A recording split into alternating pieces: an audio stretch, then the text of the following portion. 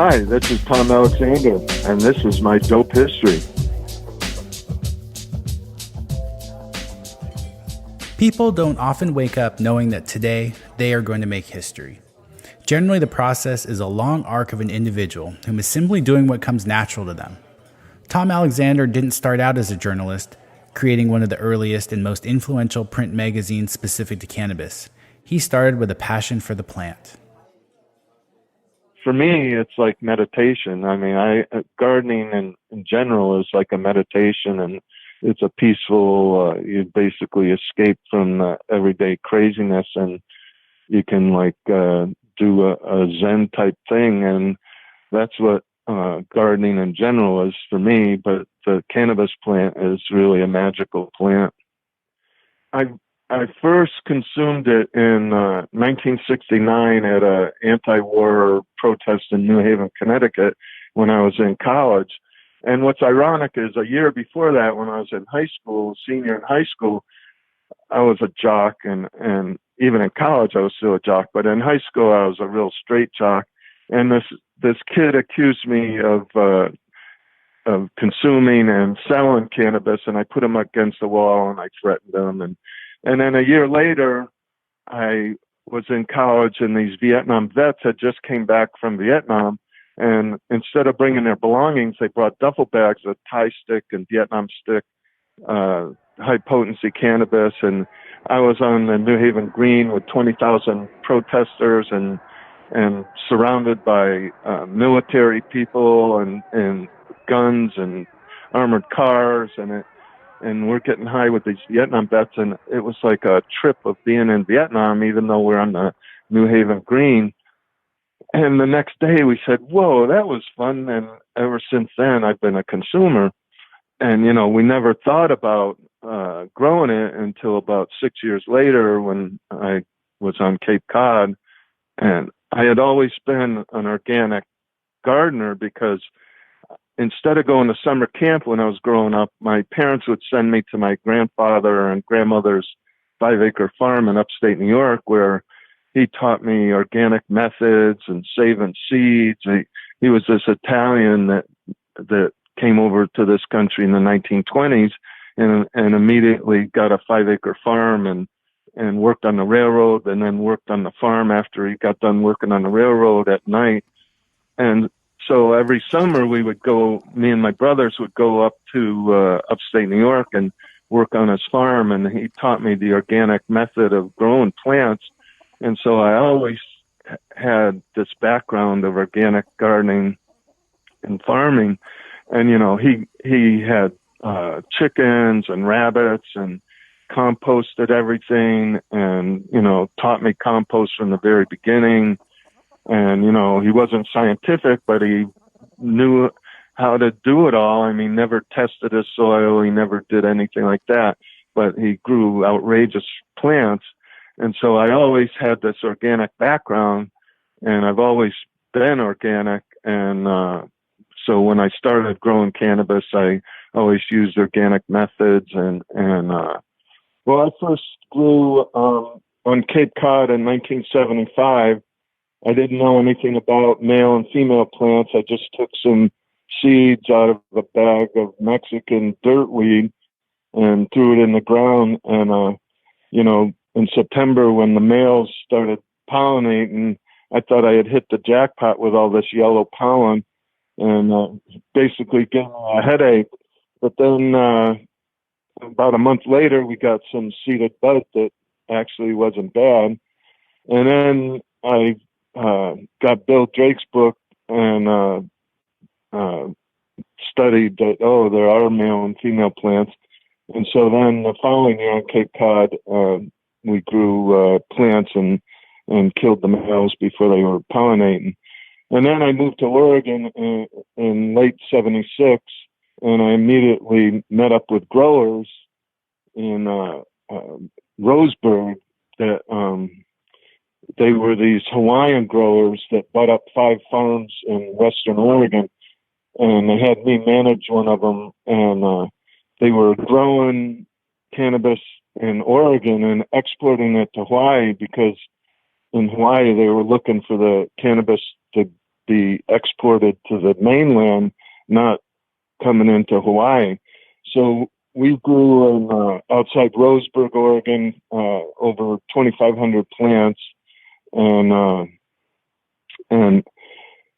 the following year, and got away with it. And following year, I moved up to Corvallis and struck out on my own and bought a Kubota tractor, and we were on this 160-acre homestead that had old growth trees, both firs and cedar, and I mean, they were huge. They were, several hundred feet tall. They were about 5 feet, 6 feet across. And the guy we were renting it from never came on the property, but so with the Kubota, we put in over an acre of plants, and I ended up with 1,230 females that the guy who owned the property was always getting solicited by the timber companies to cut down these old growth trees. And so he had this timber cruiser cruise the land, and they stumbled upon our 1 acre plot. This was like in late June, and they told the sheriff, and they watched us all summer. And in late September, about a week away from harvest, they busted us, and they, obviously took us to jail and hauled the crops in, and we spent 25 hours in jail. And at the time, I was also farming like about 3.5 acres of veggies, and the next day I was going to go to the farmer's market, and so I pled my farmer's case to the judge, and he let us out on our own recognizance. And went to the farmer's market, and there were other cannabis growers there too who were also selling veggies. And so they heard my sorry state of affairs. And then about 10 days later, we had another court appearance. And in the meantime, I had determined that the legal description of the property, it was way out near Alsea, Oregon, about 20 miles west of Corvallis. And it had the wrong legal description of the property. So I told my attorney, and he didn't believe me. So he took it to the tax assessor, and the tax assessor said, "Yeah, there's a southwest where a northwest should be in the legal description of the property." So he took it to the judge, and the judge took 5 minutes and said, "Case dismissed." Well, since the sheriff didn't need the evidence anymore, these 3 sheriffs stole the evidence, and they got arrested by the state police because I guess they had been doing it for a while and they were being watched, and there was so much evidence and it was almost ready to harvest buds that the state police arrested these 3 guys, sheriff deputies, and charged them with stealing evidence. And so I followed their case.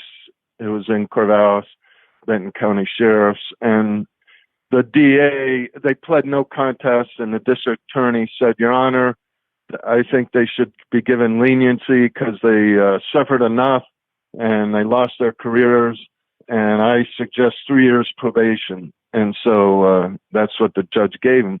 Well, I was outraged because I was facing 20 years in the slammer and a $100,000 fine. And so I was going to write a book, but all my grower friends said, no, do a ongoing journal. And so I, under the kerosene lantern of our little one-room cabin out in the boonies, I did a really crude 16-page first issue of Sinsemilla Tip in April of 1980. And I took it, and I think we printed up like 1,200 copies and took it down to Humboldt and Mendocino. After being arrested and navigating through the legal process, many people would have folded. However, Tom took the proverbial knob and turned it up to 11 with the creation of Sensi Media Tips. In a time that predated cannabis forums, YouTube tutorials, podcasts, and even the internet, Sinsemilla Tips was an invaluable resource. Through the scant pages of this publication, Sinsemilla Tips provided the catalyst for many advancements in the cannabis growing community. Word of this resource that was dedicated to cannabis cultivation quickly spread from grower to grower, down the hillside and into the valleys below.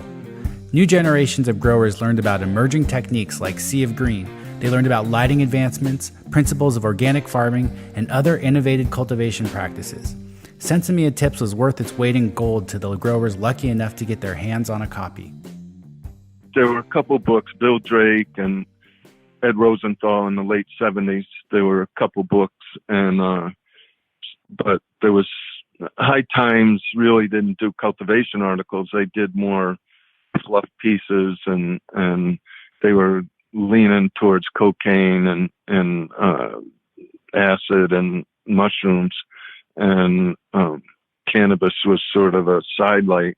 And so it had the hard cultivation info that was lacking for people. And then in my publisher's notes, I would get political, but then the articles, the first couple issues, I wrote all the articles, and I basically wrote about the way I grew and organics and photos of my plants and how I pinched them, and then I also took photos from friends' crops, and because I continued to need photos, I grew another couple of years. But then when it became successful, I had so many grower friends that would let me take photos of their crops. I didn't have to grow anymore. I just concentrated on publishing. I think we printed up like 1,200 copies and took it down to Humboldt and Mendocino, and it literally sold out in a couple days. And I got into some stores, and then so that convinced me that there was a market for it. And so I kept doing these crude copies. I mean, it was on newsprint and not really professionally designed, and it was real funky and down home. And so then it just kept getting more popular, and then growers started writing stories, and it basically took on a life of its own all the way across country, Canada, and even Europe. I hooked up with a distributor up in Seattle called Homestead Book Company, that their claim to fame was the mushroom kit, where they sold the psychedelic mushroom kit, but they also sold drug books and magazines, and they basically got it all over the country. And that was, I think, 1982. I hooked up with them. So after 2 years, they took me on, and then I got a couple more distributors. And then when I got on national TV on Donahue and Geraldo and the talk shows of the 80s, it just really took off, and I got into bookstores and some Borders and Barnes and Nobles places, and that's when it really just took off. I was on Donahue in '84 and Nightline in '85, and New York Times wrote an article. And so when I got national exposure, it really took off, and then I hired a staff and became glossy and color photos and stuff. And the first 2 years, I basically did everything, and it looked at, it was funky and not professional. But when I hired a staff and graphic artists and editor, and it became a real magazine, and we were giving High Times a run for its money. And so we became the real growers guide and growers information. And, this is in the mid 84, 83, 84, 85. We're talking organics and mycorrhizal fungi and humic acid and sea of green. I mean, we introduced all these concepts that growers were writing about, and it basically got national exposure. And then it just really took off. And it was successful until the late 80s when the DEA did Operation Green Merchant, which they targeted all the grower supply stores that advertised in Sinsemilla tips. And they did a coordinated raid in late September of 1989 and basically put 62 stores and some distributors out of business.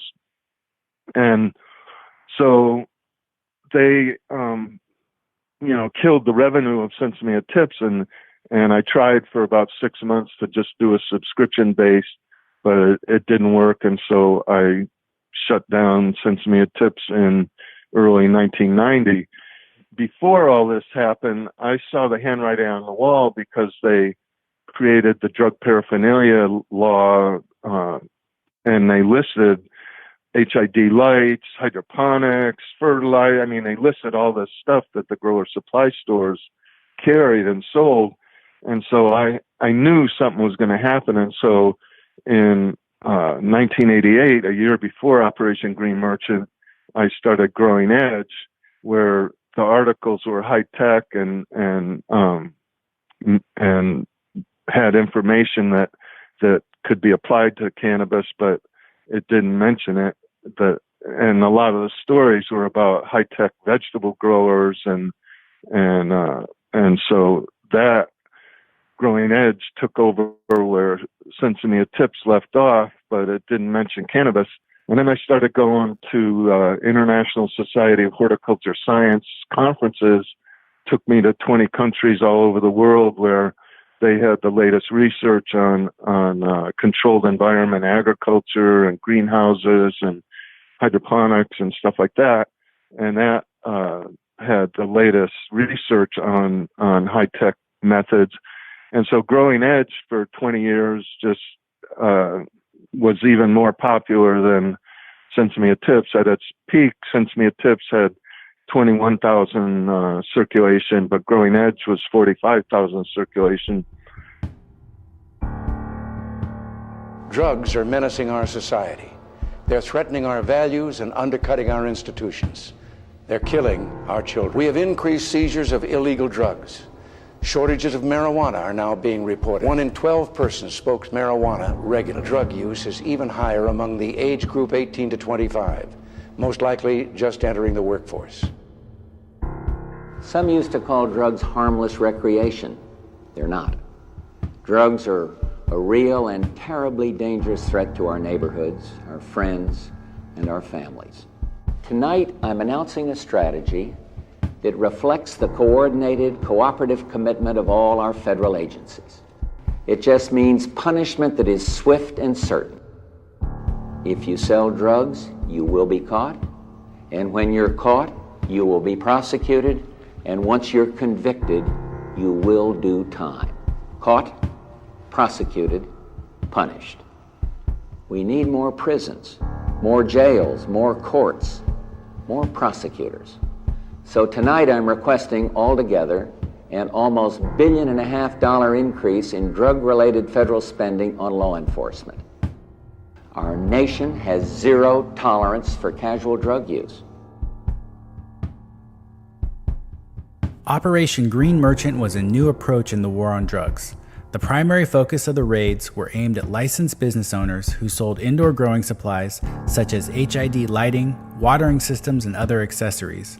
These raids were conducted under the premise that these products, with legitimate legal uses, were being used to grow illegal cannabis, making the shop owners just as guilty as the street dealers. On October 26, 1989, federal agents executed Operation Green Merchant with raids on hydroponic stores in 46 states. By nightfall, 119 people had been arrested, over 6,500 cannabis plants destroyed, and 7 businesses were seized. Tom Alexander was one of those business owners. So when Operation Green Merchant happened, they took my store and basically did civil forfeiture. And civil forfeiture is basically legalized stealing of property because they don't have to charge anybody with a crime. They basically confiscate the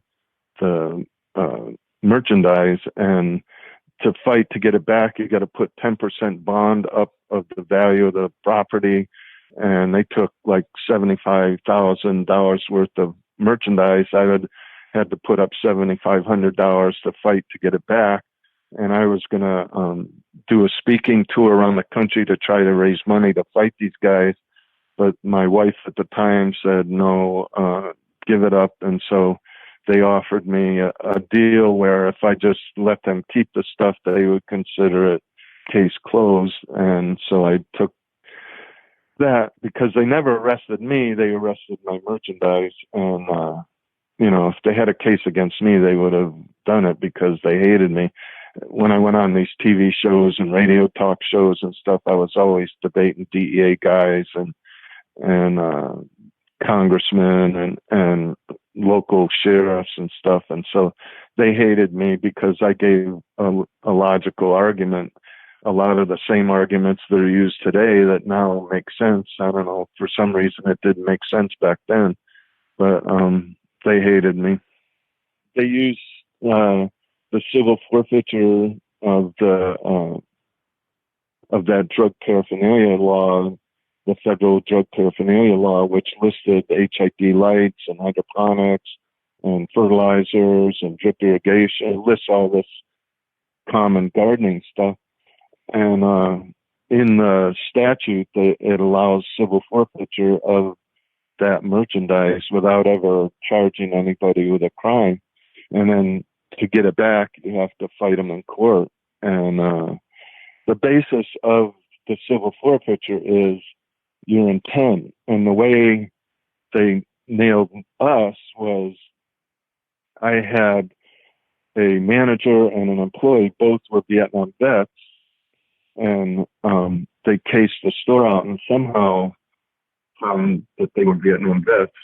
And in our weekly meetings, I would always tell them, look, if they mention the magic word of cannabis, or back then we called it marijuana, if they mention marijuana, you throw them out of the store and say, don't ever come back and don't sell them anything. And my employees, oh yeah, they'd shake their head. Yeah. And so the DEA cased the store out, determined that my two employees were Vietnam vets, and came in a month before being merchant and said, we're Vietnam vets, we have post-traumatic stress syndrome, and we need lights to grow marijuana, cannabis. And my employee said, well, we can't sell you anything if you're going to do that. And they got into this dialogue about Vietnam and blah, blah, blah, blah, blah. So and the way I found all this out is my lawyer got transcripts of the wiretap of the wire that they were wearing. And after half an hour, the DEA goes, well, we want to grow tomatoes. We changed our mind. We want to grow tomatoes. And so we sold them the lights and hydroponics. Well, the judge who wrote the civil forfeiture warrant said they should have known, the employees should have known that the DEA agents were going to grow cannabis. Yet they were lying. They weren't going to grow anything because, but somehow my employees, were guilty of selling them equipment to grow cannabis, even though they had no intent of growing cannabis. But they used that one sale to say that the intent of my employees selling them the equipment was to grow cannabis. And so that was the basis of stealing my store and destroying my business. And, it's totally unfair. It took me a while to accept the fact that I got ripped off. I got ripped off by the sheriffs when they stole my crop and as evidence, and then I got ripped off by the DEA stealing my store. When I first opened my store, I found out that my phones were connected to an apartment above a bar about a half a block down the street. The way I found that out was on a Sunday, I went in and I went to use my telephone, and I pick it up, and all I hear is music, and somehow they left their phone off the hook or something up at the apartment. And so on Monday, I had US West, the phone carrier at the time, and the guy climbed up the pole, and he tells me, yeah, your phone's connected to an apartment down the street. And so I go down the street, knock on the door. Turns out to be the undercover cop of the Corvallis police. And I go, what the fuck do you have my phone? I go, why is my phone? And he just slammed the door in my face. So I knew from the start that the Corvallis police were on my case, and I made sure I didn't talk about anything incriminating on the phone. Somehow the DEA didn't trust the Corvallis police to let them in on the fact that they were going to do this raid. And so I was in my office, and we didn't open until 10:30 every day, and I get there at 8:30, and I entered the back door where they weren't there in the back, and I was up in my upstairs office, and I'm starting to get calls from the East Coast because the raids were happening on the East Coast. And so I looked out the front, and there were two, Fords, and with guys sitting in the cars, and I go, oh, they're going to get me. And so I called my lawyer, and he came right when they came through the door at 10:30 when I unlocked it, and they basically made him open his briefcase. He has a gun in the briefcase, and they said, let me see your concealed permit, and he didn't have one. And they said, we could bust you right now, and they didn't. They let him just stand, watch them take all the merchandise into this big U-Haul. But what was amazing is they alerted the TV stations, but they didn't alert the local police, and that pissed off the Corvallis police, because that when they ran across the street, they pushed an old lady down, and meanwhile the cameras were rolling, and so there was a lot of Corvallis police that were pissed, because they said, if we saw people running across the street with guns, even though they had jackets that said DEA, it could have been a gun battle. And so they had a little dispute over that. But the DEA was afraid that if they told the Corvallis police, it might have leaked out, and somehow I would have found out. But I don't think that would have happened. So I was in my office, and they took, I had a big safe, and they took the money out of the safe, but they eventually gave it back. I don't know why they did that, but I guess my lawyer negotiated that part of the deal.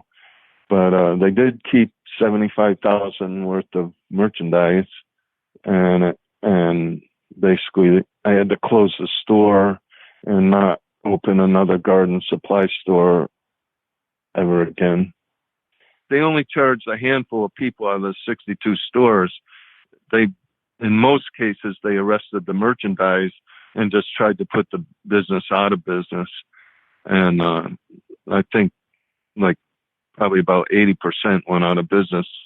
Bloomington Wholesale in Worms Way and Bloomington Wholesale in the Midwest had some problems, but those were the only distributors that really, and both of them had retail stores, so that's how their connection. But the distributors that had no retail stores themselves weren't affected, other than having some of their customers go out of business. Because the way they did it in every store was they went in and did purchases, and so they used the purchases as the intent of selling the products. And so big distributors never got hit, like Hydrofarm and Sunlight Supply, and that just got bought out by Miracle Grow. They continued to advertise on Growing Edge, and the consumers still bought Growing Edge. It basically, for every store they took out, 3 or 4 opened up. I mean, it was like a whack-a-mole situation where every store that they took out, several opened up in its place. So it defeated whatever purpose they were trying to accomplish. And they never really went after stores again after that. In the decades before cannabis was sold on an open and legal market, there existed a tight-knit group of local farmers who were skeptical of all outsiders and fearful of any helicopter in the sky. This truth repeated itself throughout the country, but even more so in the Emerald Triangle of California. In 1983, the campaign against marijuana planting, also known as CAMP, began in the hills of the Emerald Triangle with a focus by authorities to eradicate cannabis production. The skies of Humboldt, Trinity, and Mendocino counties were frequently filled with helicopters, scanning the hillsides for telltale signs of illegal gardens, using heat-sensing equipment to spot generators and other production equipment. Grow shops in the area were staked out, and customers were followed upon leaving. The feds were hoping the customers would lead them to a clandestine outdoor grow. Lives were forever altered, and the trust amongst citizen and authority eroded. Coincidentally, the bust drove prices even higher, which enticed more locals to try their hands at raising a cannabis crop. This cycle repeated itself, and even to this day, the same cycle of cat and mouse continues in the hills of the Emerald Triangle. It's been pretty much my life for, almost 45, 50 years. It was definitely a sharing. As long as you lived in the community, if you were a stranger, I remember one trip I took down to Mendocino, and I was in Boonville, which is between Ukiah and the coast, and I was with a local friend of mine, and we were in a bar, and this was at the height of campaign against marijuana planting, which was a military action by the DEA and National Guard down in Humboldt, Mendocino, and Trinity, and the Emerald Triangle. And in the bar, these guys said to me, "You're a stranger. If you don't get the hell out of here, we're going to beat the shit out of you." And my buddy's saying, "Hey, he's a friend of mine." They go, "We don't care." And so within minutes, I got the hell out of there because, it was like redneck city. And, it was a different world back then. You had to be live in the area, and everybody shared. But if you were a stranger, they didn't want you around. It was basically a war zone. If you heard helicopters, you ran and hid in the trees, and if you were working out in your patch, if you heard any airplane or helicopter, you hid in the bushes. And so it was real scary because they were out there looking for you, but you had to keep working with your plants and pruning them and fertilizing them and tending to them. They're a really high maintenance crop. I mean, if you want to you can just throw the seeds and they'll grow there like a weed, but to really get a high output, you have to tend to it basically all the time by pruning it and making it branch out. And sometimes the plant will spring a hermaphrodite branch. One branch could spring a hermaphrodite, so you got to keep looking at the plant every day to make sure a branch doesn't spring hermaphrodite. The Colombian and the South American and the Central American and Mexican all had seeds, and so people started growing it from there. And then also people started going to all different countries in Asia and India and bringing back, smuggling in seeds, and started breeding in the late 70s, early 80s, especially down in Santa Cruz and Santa Barbara and Big Sur and Humboldt. And so then the breeding started taking place. And then the Netherlands in the early 80s started breeding. And that's when all these exotic crossbred varieties started coming on the scene. Well, pretty much primarily it was sativa-based narrow-leaf plants from Asia, and then from Colombia. It was mostly equatorial varieties that were narrow-leaf. The indica came on the scene in the late 70s to early 80s, and the more skunky indica type plants then became popular. And then when the growers in this country started breeding, they used a lot of the indica for the breeding purposes. But now the problem with the smell, more and more sativa varieties are becoming popular because it's sweet smelling and it smells like apples and blueberries and strawberries and bazooka bubble gum. And I mean, it's the sweet smelling varieties the neighbors don't complain about. And so now the skunkiness is sort of becoming undesirable because the neighbors, especially for outdoor growers, the neighbors don't complain about it because the sweet smelling are more desirable. You know, back in the late 70s, early 80s, if you had something that was 8, 9, 10%, that was really high potency. Now plants can be up into the 20s, and the highest I've ever heard was with a lab test was 31%. But I've heard that the highest level that a plant can get is around 35%. And then when they start making extracts and things, you can get it up to 80 to 90% with concentrates. But, you know, the plant itself, when you get up into the 20, 25%, it's really potent. And, you know, you just use less of it. I mean, the cannabis plant is a lot like alcohol. You know, you can have low potency that's like beer, and then you can have all the way up to high potency concentrates that's like Everclear 200 proof alcohol. And so, you know, depending on the plant that you're growing, you want to know what its potential is, and so you want lab testing on what the flower that variety grows. And usually when you get seeds, you get a readout of what the percentage potency is potentially.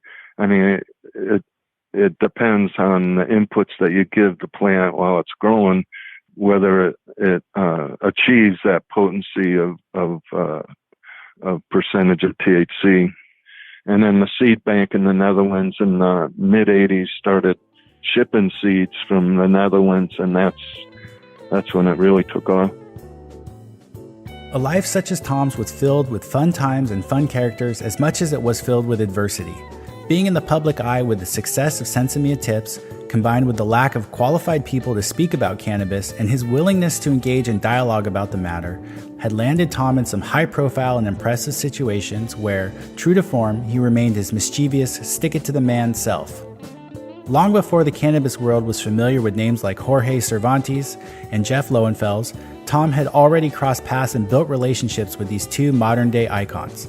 Another cannabis icon, Robert Connell Clark, had introduced Tom to what we like to refer to as your island cultivar. If you were stuck on an island with only one cultivar to smoke for eternity, what would it be? Urban poison.